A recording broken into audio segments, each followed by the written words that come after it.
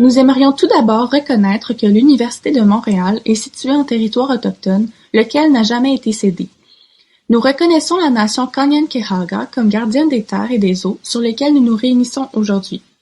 Tiohtià:ke, ou Montréal, est historiquement connu comme un lieu de rassemblement pour de nombreuses Premières Nations, et aujourd'hui, une population autochtone diversifiée ainsi que d'autres peuples y résident.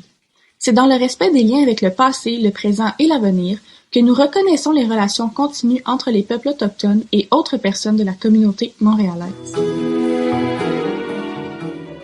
Bonjour et bienvenue à notre balado « Prescription pour la sécurisation ». Nous sommes Mani, Gabriel, Simon, Kevin et Léa. Nous sommes des étudiants en pharmacie à l'Université de Montréal qui travaillons depuis quelques mois sur un projet qui nous tient particulièrement à cœur.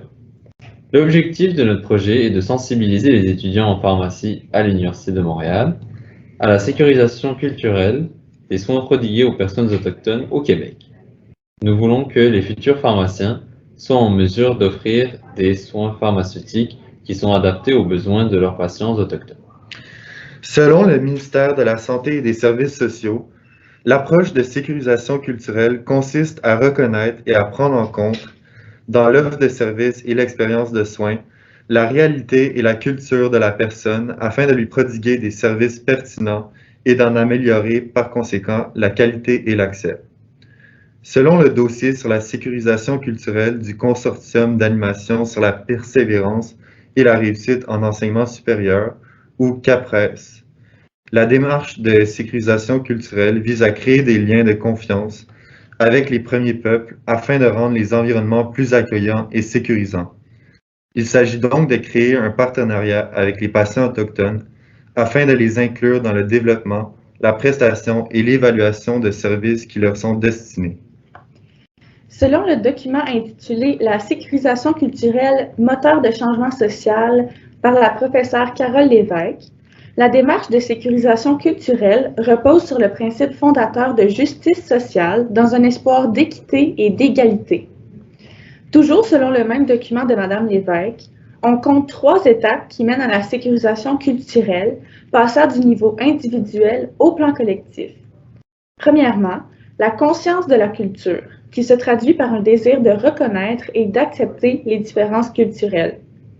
Ensuite, la sensibilité culturelle, qui tient compte des antécédents et des expériences culturelles des Autochtones.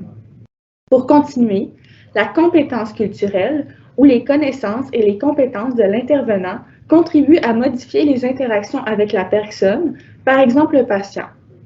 Toutes ces étapes mènent ultimement vers la sécurisation culturelle.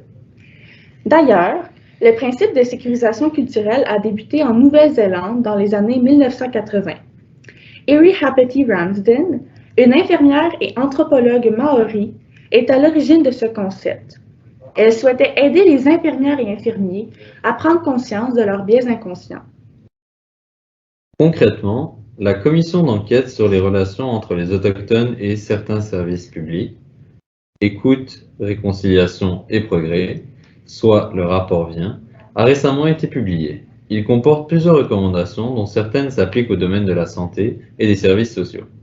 Parmi celles-ci, nous retrouvons le fait d'encourager les établissements du réseau de la santé, des services sociaux, à mettre sur pied des services et des programmes répondant aux principes de sécurisation culturelle, développés à l'intention des peuples autochtones et en collaboration avec eux. En 2020, le malheureux décès de Joyce Echaquan à l'hôpital de Joliette démontre une fois de plus le manque de sécurisation culturelle dans notre système de santé. Une vidéo portant sur le racisme dont elle fut victime est publiée dans les réseaux sociaux. Cet événement a débuté un processus de remise en question du traitement des Autochtones dans les systèmes de santé québécois. Nous avons décidé de travailler sur ce concept car nous trouvons qu'il est particulièrement important dans notre future profession. En tant que pharmacien, il faut s'assurer que tout le monde se sente à leur place et écouté dans notre système de santé. Comme nous sommes parmi les professionnels de la santé les plus accessibles à la population, il est important que nous appliquions ce concept pour développer et maintenir une bonne relation avec chacun de nos patients. La sécurisation culturelle, c'est avant tout reconnaître qu'il y a des inégalités au niveau de la manière dont les soins sont prodigués aux personnes autochtones. Ces inégalités prenant racine dans les biais inconscients des professionnels de la santé. En pharmacie, où il faut adapter les soins à nos patients, il est donc primordial d'aller au-delà de ces biais inconscients. Une partie de notre projet est une boîte à outils. Le lien pour celle-ci se trouve dans la bio de notre page Instagram. Vous pouvez la consulter dès maintenant, mais elle vous sera aussi très utile lors de vos stages ou de votre future pratique.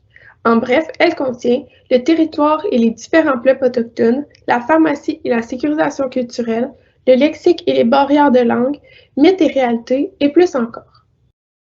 Vous pouvez nous suivre sur notre page Instagram, RX Sécurisation, donc RX S, accent aigu, CURISATION. Nous vous invitons à aller vous abonner pour ne rien manquer. Vous pouvez continuer à nous écouter sur Spotify, Apple Podcasts et aussi YouTube. Nous allons bientôt publier 2 autres épisodes où nous allons premièrement aborder les services de santé non assurés pour les Premières Nations et les Inuits, et ensuite le quotidien d'un pharmacien qui exerce dans une communauté autochtone.